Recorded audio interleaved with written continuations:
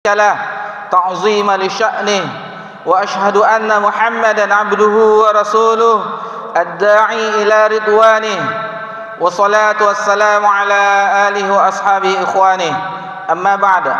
Alhamdulillah, puji syukur hanya milik Allah Subhanahu wa taala semata.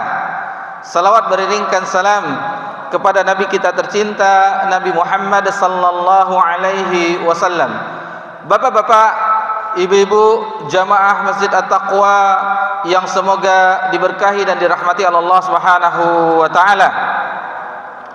Melanjutkan pelajaran kita di dalam Kitabul Jami', bagian akhir dari kitab Bulughul Maram yang disusun oleh Al-Hafiz Ibnu Hajar Al-Asqalani rahimallahu taala.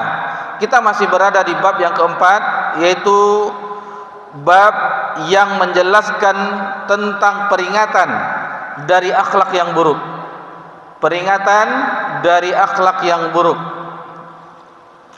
Bapak-bapak, ibu-ibu yang semoga diberkahi dan dirahmati oleh Allah Subhanahu wa taala, hadis yang dibawakan pada pertemuan ini adalah hadis yang ke-6. Hadis tersebut berbunyi an Abi Hurairah radhiyallahu anhu, dari Abu Hurairah semoga Allah meridainya, anin Nabi sallallahu alaihi wasallam, Rasulullah sallallahu alaihi wasallam bersabda, ayatul munafiqi thalath, tanda-tanda orang munafik itu ada 3. Idza haddatsa kadzaba, apabila dia berbicara ia berdusta. Wa idza wa'ada akhlafa, apabila dia berjanji ia mengingkari janjinya. Dan wa idza tumina khana, dan jika dia diberi amanah, diberi kepercayaan, dia berkhianat. Hadis ini diriwayatkan oleh Imam Bukhari dan Imam Muslim di dalam kitab sahih mereka berdua. Ada riwayat yang lain, di redaksi yang lain, hadis dari Abdullah bin Amr bin Al-As radhiyallahu anhuma, yang mana yang 3 tadi ditambah, yakni wa idza ahada ghadar, apabila dia berjanji dia curang, wa idza khasama fajar, kalau dia bermusuhan maka dia berbuat fajir. Kita petik hadis yang terdapat pada bab yang keempat ini, peringatan dari akhlak yang buruk, yaitu bahwa hadis ini menjelaskan tentang tanda-tanda kemunafikan. Jenis-jenis munafik, ulama kita menjelaskan yang pertama yaitu nifaq akbar, kemunafikan yang besar. Yang kedua nifaq asghar, kemunafikan yang kecil.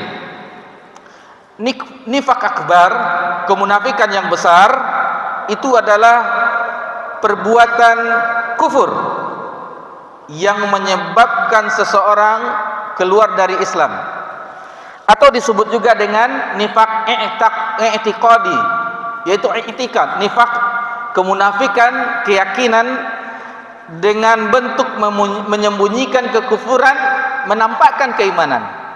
Dan nifaq i'tiqadi ini yang terdapat pada zaman Nabi sallallahu alaihi wasallam. Dan Allah Rabbuna Jalla wa Ala mengancam dengan ancaman yang sangat keras. Allah Subhanahu wa taala berfirman di dalam surah An-Nisa ayat 145, innal munafiqina fid darkil asfali minan nar, sesungguhnya orang-orang munafik berada di dasar neraka jahanam. Asfal, di bawah keraknya neraka, bagian paling bawah dari neraka jahanam. Orang yang munafik ini keadaannya lebih parah daripada orang kafir. Kalau orang kafir di zaman Nabi sallallahu alaihi wasallam itu sudah kelihatan, sudah terbaca. Dia menentang ajaran Nabi sallallahu alaihi wasallam. Adapun orang munafik di zaman Nabi sallallahu alaihi wasallam mereka ikut solat bersama Nabi SAW, berada di saf-saf kaum muslimin, mereka ikut berjihad, mereka ikut beribadah kepada Allah Subhanahu wa taala. Akan tetapi hati mereka membenci agama yang telah dibawa, syariat yang dibawa oleh Nabi sallallahu alaihi wasallam. Itu makanya orang-orang yang hidup di zaman Nabi, dan ini periode kedua, karena periode di Mekah itu sudah jelas dibagi dua golongan, golongan orang kafir dan golongan orang beriman. Adapun setelah Nabi hijrah ke Madinah itu terdapat tiga golongan. Yang pertama orang beriman, yang kedua orang kafir, dan yang ketiga orang munafik. Sehingga Nabi sallallahu alaihi wasallam bersabda di hadis yang lain menyebutkan, wallahi, kalaulah bukan wallahi laulallahu maftadaina wala tasaddaqna wala sallaina. Demi Allah, jika tidak hidayah dari Allah Subhanahu wa taala, maka kami tidak akan bisa bersedekah, kami tidak akan bisa salat. Jadi mari kita perhatikan bagaimana keadaan orang munafik di zaman Nabi sallallahu alaihi wasallam. Dan dari sini kita dapat mengambil pelajaran bahwasanya hidayah itu hanya dari Allah Subhanahu wa taala semata. Perhatikan orang munafik, mereka bisa berbahasa Arab. Orang munafik bisa berbahasa Arab. Mereka mengetahui Al-Qur'an karena bahasa mereka. Mereka mengetahui kapan di mana Al-Qur'an itu turun. Mereka hidup bersama Nabi sallallahu alaihi wasallam, ikut berjuang dengan Nabi sallallahu alaihi wasallam. Akan tetapi karena kekufuran yang disembunyikan di dalam hatinya tidak menyebabkan semuanya itu beriman kepada Allah Subhanahu wa taala dan beriman kepada apa yang dibawa oleh Nabi sallallahu alaihi wasallam. Itu makanya wajar saja mereka mendapatkan ancaman dalam surah An-Nisa, innal munafiqina fi darki asfali minan nar. Sesungguhnya orang munafik itu berada di kerak dasarnya neraka jahanam. Kemudian di antara tanda mereka ketika mereka beribadah, Allah Subhanahu wa taala menyebutkan, wa idza qamu ila sholati qamu kusala. Apabila mereka mendirikan salat, mereka mendirikannya, mengerjakannya dengan malas. Yura'unan nasa wa la yadhkuruna Allah illa qalila. Dan mereka di dalam salatnya hanya sedikit mengingat Allah Subhanahu wa taala. Dan salat yang paling berat bagi orang munafik adalah salat Isya dan salat fajar, salat subuh. Nabi sallallahu alaihi wasallam bersabda, dan hadis ini sahih diriwayatkan oleh Muslim dalam sahihnya, inna athqali salatin 'alal munafiqina salatul isya wa salatul fajar. Sesungguhnya salat yang lebih berat bagi orang munafik adalah salat isya dan salat fajar, salat subuh. Jadi hati-hati bagi kita yang malas salat isya. Mungkin setelah makan malam berat, maka malas kita mendirikannya. Begitu juga dengan subuh, apabila kita malas setelah terdengar azan kita masih tetap tidur, hati-hati terhadap ciri-ciri tersebut. Kemudian yang kedua adalah nifaq asghar, nifaq kecil yang disebut dengan juga nifaq amali. Dan ini hadis yang kita bahas ini berkenaan dengan nifaq amali ini, yaitu nifaq yang amalan, yang tidak mengeluarkan orang dari agama Islam. Hadis tersebut yang telah kita sebutkan di awal tadi, ayatul munafiqi thalath. Tanda-tanda orang munafik itu ada tiga. Idza haddatsa kadzaba. Jika berbicara dia berbohong. Wa idza wa'ada akhlafa. Jika dia berjanji dia mengingkari. Wa idza tumina khana. Dan jika diberi amanah dia berkhianat.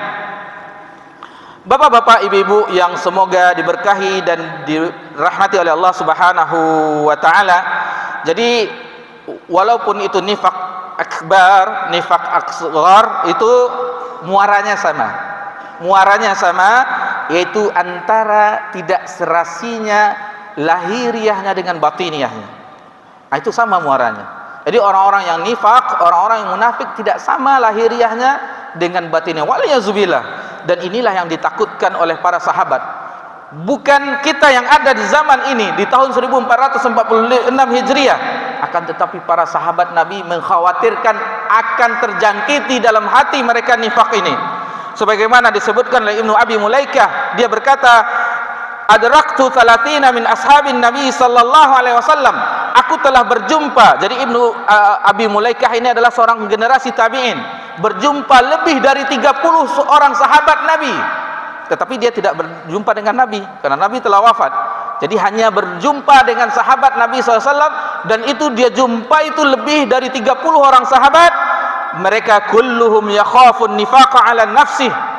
Semua mereka itu takut, khawatir akan kemunafikan yang menimpa diri mereka. Sedikit kita bahas, kita gabungkan hadis dari Abu Hurairah dan juga hadis dari Abdullah bin Amr bin As yang telah kita sebutkan di awal tadi, bahwasanya di antara sifat-sifat ciri orang munafik tersebut ada 5. Kita tambahkan yang 3 dengan hadis Abdullah bin Amr bin As. Yang pertama, idza haddatsa kadzaba. Jika berbicara dia berdusta. Ini hati-hati bagi kita yang berbicara, janganlah sampai kita berdusta, jangan sampai kita berbohong, jangan sampai kita mengabarkan qila wa qal yang tidak benar terjadi tetapi kita sampaikan. Harus hati-hati kita menahan lisan kita. Dan kita sudah bahas juga di sini bahwasanya lebih baik man kana yu'minu billahi wal yawmil akhir faqul khairan aw liyasmut. Barang siapa yang beriman terhadap hari akhir, terhadap Allah dan hari akhir, hendaklah dia diam, hendaklah dia berkata baik atau diam. Kalau itu tidak baik, maka diam itu lebih baik. Yang kedua, wa idza wa'ada akhlafa. Jika berjanji dia menyelisihi. Karena kita rata-rata di sini semua pedagang, hati-hati wahai engkau, wahai saudara-saudari yang mencari nafkah untuk keluarga, hati-hati. Kita telah berjanji mengambil barang bos kita, dua samang bahasa kita, hati-hati kita. Kita berjanji jatuh tempo 1 bulan, bayar 1 bulan. 2 bulan, bayar 1 bulan. Jangan sampai kita mengingkari janji kita. Kalau tidak sanggup bayar, lapor. Maaf, belum bisa bayar sekarang. Yang ada hanya uang sekian, bayar seberapa ada yang sanggup. Kita telah diberi amanah. Otomatis orang yang memberikan barang kepada kita, memberikan kita modal. Jangan sampai kita mengkhianati amanah yang telah diberikan orang kepada kita. Kemudian yang ketiga, yaitu wa idza khasama fajar. Apabila dia bersengketa, berselisih, dia berbuat fajr, licik, curang. Dan ini tidak dibolehkan. Tidak dibolehkan berlaku curang, licik terhadap apabila dia terjadi perselisihan. Yang keempat, wa idza ahada ghadar. Jika membuat kesepakatan maka dia menyelisihinya. Ini tidak boleh juga. Dan ini disinggung oleh Allah Subhanahu wa taala dalam firman-Nya dalam surah Al-Isra ayat 34, wa aufu bil ahdi innal ahda kana mas'ula. Penuhilah perjanjian, kesepakatan, karena sesungguhnya perjanjian tersebut diminta pertanggungjawabannya. Bapak-bapak, ibu-ibu yang semoga diberkahi dan dirahmati oleh Allah Subhanahu wa taala, yang terakhir yaitu wa idza tumina khana. Apabila dia diberi amanah, dia berkhianat. Dan Allah Subhanahu wa taala mengingatkan di dalam surah An-Nisa ayat 58, innallaha ya'murukum an tuwaddul amanati ila ahliha. Sesungguhnya Allah telah memerintahkan kamu untuk menyerahkan amanah kepada yang berhak menerima amanah tersebut. Jadi ini sedikit yang bisa kita jelaskan, dan ini sebenarnya pembahasan yang sangat penting. Pembahasan merupakan penyakit hati yang harus terkikis dari sanubari kita. Sebagaimana dikatakan oleh Ibnu Abi Mulaikah, dia menjumpai 30 lebih sahabat Nabi itu khawatir tentang kemunafikan. Masa kita yang iman kita tipis, yang goyah, itu tidak khawatir dengan kemunafikan? Dan inilah dalam bahasa kita, orang-orang yang seperti ini adalah orang-orang yang musang berbulu domba atau musuh dalam selimut, lebih kurang seperti itu maknanya.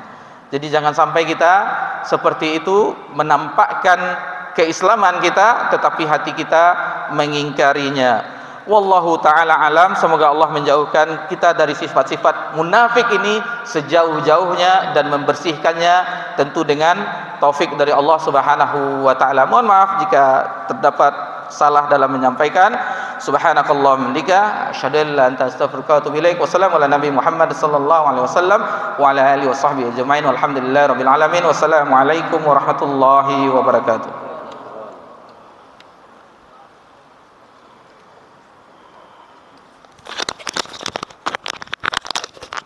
Wow.